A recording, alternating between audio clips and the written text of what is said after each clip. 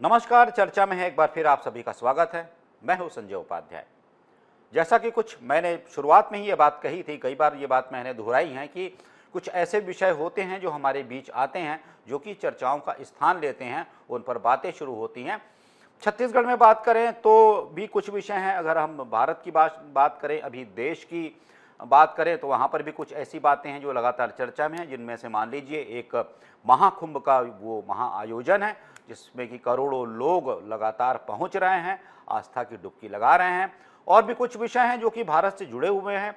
America का भी वह विषय है जिसमें कि आव्रजन कानून जो है, मतलब एक जो वहाँ पर प्रवासी जो नागरिक होते हैं उनकी वैधता उससे जुड़े हुए बहुत से जो नियम हैं, कानून हैं, उनकी चर्चा हो रही है।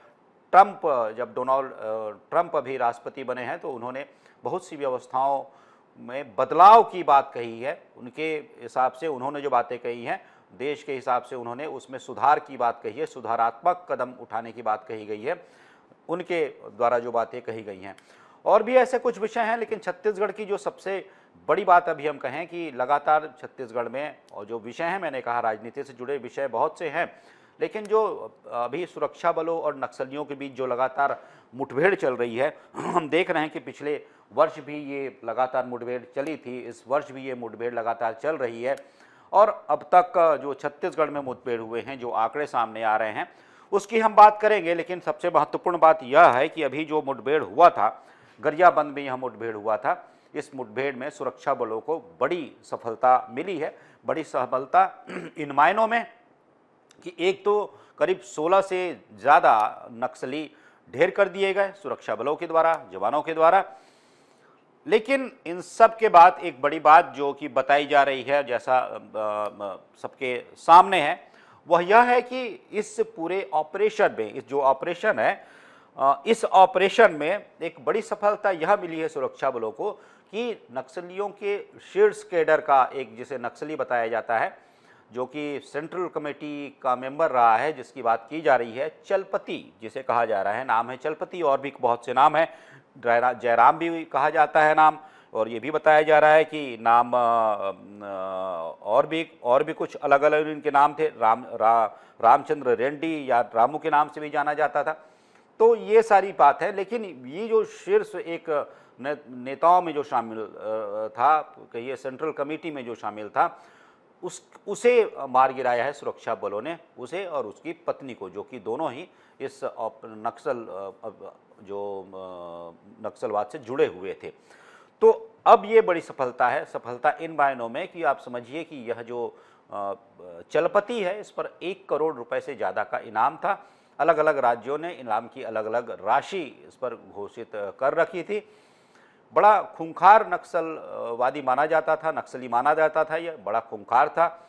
इसकी जो रणनीति हुआ करती थी, जो एक कहिए कि अभियान को जो अंतिम अंजाम तक पहुंचाने की जो एक योजना हुआ करती थी, वो बड़ी हुआ करती थी, और कई बार उसने सफलता भी हासिल की। बहुत से ऐसे उसने हमले भी किए जिसमें कि बड़ी संख्या में सुरक्षा बल के जवान शहीद हुए। तब यह सब विषय जब आता है, तब यह भी आता है कि आखिर ये जो शीर्ष कैडर के जो नक्सलियों में गिने जाने वाला जो चलपति था, उससे कैसे इस मुठभेड़ में, वो गरियाबंद में मुठभेड़ में वो कैसे मारा गया। मतलब गरियाबंद या आसपास का जो इलाका है, वहाँ पर ये इसकी मौजूदगी कैसे थी। तो हालांकि जैसा मैंने कहा, सेंट्रल कमेटी का ये था, और इसके साथ इसकी सुरक्षा का भी एक घिरा हुआ करता था, जैसा बताया जा रहा है। जो अलग अलग हम मीडिया प्लेटफॉर्म्स पर इन विषयों पे से जो हम जो जानकारी ले रहे थे, इन विषयों के बारे में जब हम खंगाल रहे थे, देख रहे थे, और भी जो आधिकारिक बातें आ रही थी अलग अलग सूत्रों से, कि यह चूँकि सेंट्रल कमेटी का मेंबर था, बड़ा इनामी नक्सली था, इसके साथ सुरक्षा भी इसकी रहती थी। 8-10 जो नक्सली होते थे, या फिर सुरक्षा गार्ड कह लीजिए, उनके हिसाब से वो साथ में रहा करते थे। तो अब जब ये स्थिति तब बनती है जब हम देख रहे हैं कि पिछले साल से हम देख रहे हैं कि जब नक्सल मोर्चे पर सरकार, खासकर शायद सरकार के आने के बाद की ये स्थिति है, शायद सरकार ने जब नक्सल मोर्चे पर एक तेजी दिखाई, और उस तेजी का कारण यह था कि जैसा केंद्रीय गृह मंत्री अमित शाह ने घोषणा कर दी है, तिथि बता दी है, माह बता दिया है, वर्ष बता दिया है कि कब नक्सलवाद को जड़ से समाप्त कर देना है। उसके बाद छत्तीसगढ़ सहित जो पूरे देश भर में नक्सल अभियान जो चल रहा है, नक्सलियों के विरुद्ध जो अभियान चल रहा है, सुरक्षा बलों का अलग अलग ऑपरेशन चल रहे हैं, उसमें तेजी आई। तो इसका ही असर था कि जो अबूझमाड़ जैसा जो अबूझ हिस्सा था छत्तीसगढ़ का, जो कि माना जाता था कि नक्सलियों का वहाँ पर अघोषित साम्राज्य चलता है, एक तरीके से उनकी पूरी वहाँ पर सत्ता काबिज थी। क्योंकि अबूझमाड़ के बारे में आप जानते ही होंगे कि वहाँ पर समझिए कि कहा जाता है कि अकबर के काल से लेकर अब तक उसका सर्वे नहीं हो पाया था, इतना घनघोर जंगल था, उसकी भौगोलिक स्थितियां कुछ ऐसी थी, यह संभव नहीं था, लेकिन वो गढ़ था नक्सलियों का। तो अब जब सुरक्षा बलों ने वहां पर अंदर घुसना शुरू कर दिया, जब मुठभेड़ बड़ी संख्या में होने लगी, इसका अंदाज आप इस बात से ही लगा लीजिए कि पिछले वर्ष 219 नक्सली ढेर किए थे सुरक्षा बल के जवानों ने अलग अलग मुठभेड़ों में, और इस वर्ष अभी तक 42 नक्सली मारे जा चुके हैं। मतलब समझिए कि किस गति से ये अभियान चलाया जा रहा है सुरक्षा बलों के द्वारा। तो इसके चलते ये जो वहाँ पर जो नक्सली मौजूद थे, और बताया जा रहा है कि वहीं पर ये रहा करता था चलपति, तो वहाँ से वो कहाँ यहाँ शिफ्ट होता है गरियाबंद, क्योंकि वहाँ पर जो सुरक्षा बल के जवान हैं, जो अलग अलग समझिए ऑपरेशन जो करने में शामिल हैं जो जवान, वो वहाँ अंदर घुसते आ रहे थे और एक प्रकार से वहाँ स्थिति उनके अनुरूप नहीं थी। तो वो जो चलपति जो था वो निकलकर गरियाबंद के आसपास के जंगलों में चला गया, और वहाँ पर सूचना पर जब एक घेराबंदी की गई, एक तरीके से समझिए चारों ओर से घेरा गया, इसमें छत्तीसगढ़ और उड़ीसा दोनों पुलिस यहाँ पर शामिल थी, गरियाबंद पुलिस शामिल थी। तो उसने इस अभियान को अंतिम उसके कहिए जो भी अंजाम तक पहुंचाया, और उसमें यह नक्सली शीर्ष नक्सलियों में शामिल जो था वो मारा गया। एक समय कहा जाता है कि यह जो चलपति जिसका नाम लिया जा रहा है, यह शीर्ष नेता बन गया था उस समय। फिर उसके बाद और भी कहानियां, मैंने जैसे कहा अलग अलग प्लेटफॉर्म्स पर मीडिया के, सोशल मीडिया के कुछ जानकारियां जो मिलती हैं कि एक अपने से करीब 35-37 वर्ष उम्र छोटी एक लड़की थी, उसके प्यार में ये फंस गया, और फंसने के बाद, फंसना क्या मतलब कहिए, वो जो सब कुछ आता है कि प्यार करने लगा और उसके बाद उससे शादी की। जिस समय उस समय जो नक्सलियों का जो शीर्ष कैडर था वो पसंद नहीं कर रहा था, लेकिन फिर भी किया। ये अलग अलग बातें हैं जो अलग अलग स्थानों पर पता चलती हैं। तो ठीक है, लेकिन इस मायने में देखिए कि यहाँ पर एक बड़ी सफलता मिली है सुरक्षा बल के जवानों को, और खासकर छत्तीसगढ़ सरकार को। उस अभियान के तहत भी जब यह बात कही जा रही है कि 2026 में नक्सलवाद पूरी तरह समाप्त कर दिया जाएगा, तब ऐसे में जब शीर्ष नेता जिस तरीके से मार गिराए जाते हैं, और भी जो सुरक्षा बल के जवान हैं वो लगातार ऐसे ही ऑपरेशंस में लगे हुए हैं, लगातार सफलताएं मिल रही हैं, लेकिन आज की जो बात कही जा रही है कुछ वो इन मायनों में बड़ी है।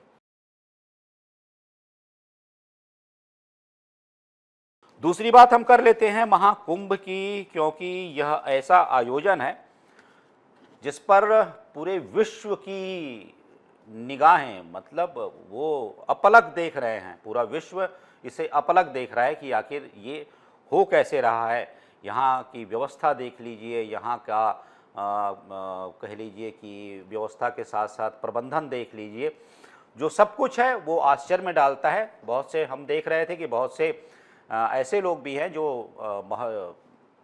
महाकुंभ पर रिसर्च करने भी आए हैं कि आखिर इतना बड़ा जो जन सैलाब होता है, जन समुदाय होता है, करोड़ों जब आता है, तब कैसे सब कुछ इतना व्यवस्थित रूप से हो जाता है, क्या क्या व्यवस्थाएं होती हैं, आस्था के कौन कौन से विषय होते हैं, बहुत सारे इसके अलग अलग कहिए अवयव हैं जो कि खंगाले जाते हैं। लेकिन जैसा कि यह महाकुंभ है, पहली विशेषता यही है, 13 जनवरी से शुरू हुआ है महाकुंभ और 26 फरवरी तक यह महाकुंभ चलेगा। लेकिन इसकी विशेषता यह है, इस महाकुंभ की विशेषता यह है जो प्रयागराज में हो रहा है, यह 144 वर्षों में एक बार आता है। मतलब कि एक पीढ़ी के लिए ये बड़ा विशेष अवसर होता है, बड़ा विशेष अवसर होता है जब एक पीढ़ी इस महाकुंभ का साक्षी बनती है और जाकर उसमें शामिल होती है, क्योंकि 144 वर्षों में एक बार ही यह महाकुंभ आता है। लेकिन इसमें अलग अलग मान्यताएं हैं। जब बड़ी संख्या में श्रद्धालु पहुंचते हैं तो कुछ दिन नियत हैं जिस दिन की बड़ी संख्या में श्रद्धालु आस्था की डुबकी लगाते हैं। वो दिन है मौनी अमावस्या, बसंत पंचमी, माघ पूर्णिमा और भी कुछ ऐसे। और इसमें देखिएगा कि जो विदेशों से भी जो पर्यटक आते हैं, बहुत से ऐसे श्रद्धालु आते हैं, उनकी भी आस्था का यह केंद्र है, यह जो आयोजन है। लेकिन विशेष रूप से जो 13 बड़े अखाड़े हैं जो शाही स्नान करते हैं, वो बड़ा एक महत्वपूर्ण क्षण होता है लोगों के लिए, जो जिसे वो देखना चाहते हैं। नागा साधु जब वहाँ पहुँचते हैं, उनकी टोलियाँ पहुँचती हैं, उस वक्त वो जो दृश्य होता है वो उसका साक्षी बनना चाहते हैं लोग। लेकिन जैसा कि मैंने कहा कि यह महाकुंभ है, 144 वर्षों में एक बार ही आता है। तो इसकी अब मान्यता को लेकर हम कहें, जो पौराणिक मान्यता मिलती है महाकुंभ की, वो यह है कि समुद्र मंथन के समय जब अमृत कलश निकला था और अमृत कलश से छलकी हुई अमृत की बूंदें जहाँ जहाँ गिरी थी, वहाँ वहाँ कुंभ लगता है और उनमें से प्रयागराज भी एक है। फिर इसमें आप देखिए कि आप समझिए कि ये इसमें जो लोग रिसर्च करने आ रहे हैं, जो लोग स्टडी करने आ रहे हैं, जो मैनेजमेंट IIM अलग अलग जगहों से पूरे विश्व भर से लोग आ रहे हैं, बहुत से लोग, उनके लिए यह खाली एक पहलू नहीं होता है। मैं बताऊंगा दूसरा पहलू भी कौन सा होता है, कि ये जो होता है, जैसे कि मान्यता है कि पापों से मुक्ति मिलती है इससे देखते हुए इसकी गरिमा, महत्ता, इस श्रद्धालुओं के जुड़ाव और उनके सैलाब को देखते हुए 2017 में यूनेस्को ने इसे मानवता की अमूर्त सांस्कृतिक विरासत, मानवता की अमूर्त सांस्कृतिक विरासत की सूची में शामिल किया गया है। और इसका इतिहास जो है महाकुंभ का करीब 850 वर्ष पुराना है। मतलब कहा जाता है कि ईसा से पूर्व 525, मतलब 525 ईसा पूर्व यह शुरू हुआ था, इसका प्रारंभ हुआ था। हालांकि बिल्कुल एग्जैक्ट इसकी तिथि नहीं मिलती है। इसका वर्णन एक प्रसिद्ध चीनी यात्री वेन सांग भी करते हैं। उनकी भी कहानियों में ये मिलता है। जब वो भारत आए थे करीब 629 से 645 ईस्वी के बीच, तब उनकी भी कहानियों में इसका वर्णन मिलता है, जब उन्होंने ये सब देखा था।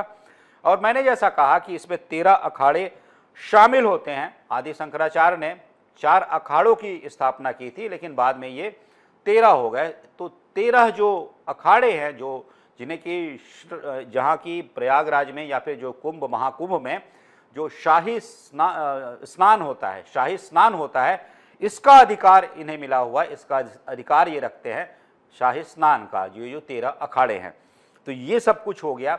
लेकिन इसका एक दूसरा पक्ष आप समझिए, जिसका अध्ययन करने आते हैं, जानना चाहते हैं कि इस पूरे एक आयोजन से आप समझ लीजिए कि सरकार के कोष में, GDP में 1 से 1.5% की वृद्धि हो जाती है। समझिए कि कितना बड़ा आयोजन है। और उसमें क्यों? क्योंकि इतनी बड़ी संख्या में करोड़ों श्रद्धालु आते हैं। करीब 2 लाख करोड़ से ज़्यादा का यहाँ पर व्यापार होता है। 2 लाख करोड़ मतलब लोग जाते हैं। आप व्यापार के उस नज़रिए से मत देखिए, क्योंकि यह सब कुछ सहभागिता है। ये एक प्रकार का आप समझिए कि एक समायोजन है। लेकिन इससे जो भी व्यवस्थाएं होती हैं, जो भी लोग पहुँचते हैं, श्रद्धालु, पर्यटक, तो एक जो इस प्रकार की जो बातें होती हैं जिसका लोग अध्ययन, लेकिन मूल रूप से जो अध्ययन का विषय है वह यह तो नहीं है, बल्कि यही है कि इतना बड़ा आयोजन बिना किसी विघ्न, बाधा के और इतनी समुचित व्यवस्था से कैसे संपन्न हो जाता है। और इस बार तो जो महाकुंभ में व्यवस्था की गई है उसकी चर्चा और भी ज़्यादा हो रही है। जिस प्रकार की व्यवस्था की गई है कि मतलब आप समझिए कि किसी भी प्रकार की स्थिति से निपटने के लिए पूरे तंत्र को तैयार रखा गया है। और कुछ ऐसी वहाँ पर समुचित व्यवस्थाएं की गई हैं ताकि परेशानियां ना हो जो श्रद्धालु आ रहे हैं उन्हें, और उन्हें पूरी सुविधा मिले। स्थिति ये होती है कि या तो उन्हें असुविधा ना हो, और दूसरी ओर होती है बात कि उन्हें कितनी सुविधा दी जाए। तो यहाँ पर अब जब हम देख रहे हैं कि सुविधाएं कितनी मिले, ये भी बात की जा रही है। तो ये एक दूसरा विषय था।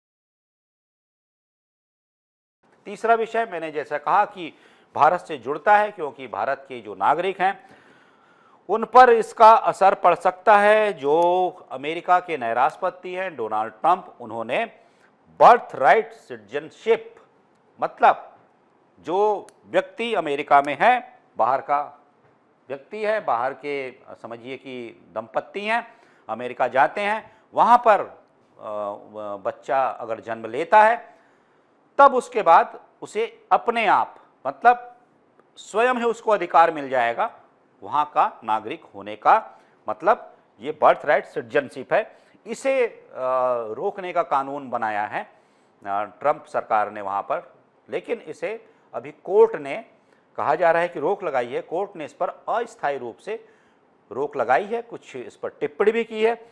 विषय वह नहीं है क्या टिप्पणी की है, रोक लगाई है, क्या हुआ, इसका मतलब क्या है। इसमें मतलब यह है, इसमें जो कहा गया है, बहुत सी बातें हैं, वो बातें महत्वपूर्ण हैं, क्योंकि यह जो व्यवस्था पहले आई थी, बर्थ राइट सिटीजनशिप की व्यवस्था जो आई थी, वह 18वें संविधान संशोधन से आई थी अमेरिका के। और 18वां संविधान संशोधन की तिथि क्या थी, कब हुआ था, तो यह था 1868। आप समझिए कब की बात है ये। 1868 में यह संविधान संशोधन हुआ था जब यह मिली थी। और उसी कानून के तहत अब जो भी दंपत्ति वहाँ पर जाते हैं पूरे विश्व भर के, अगर वहाँ पर उन्हें बच्चे का जन्म होता है वहाँ पर, तो उसे स्वयं ही वहाँ की नागरिकता मिल जाया करती है।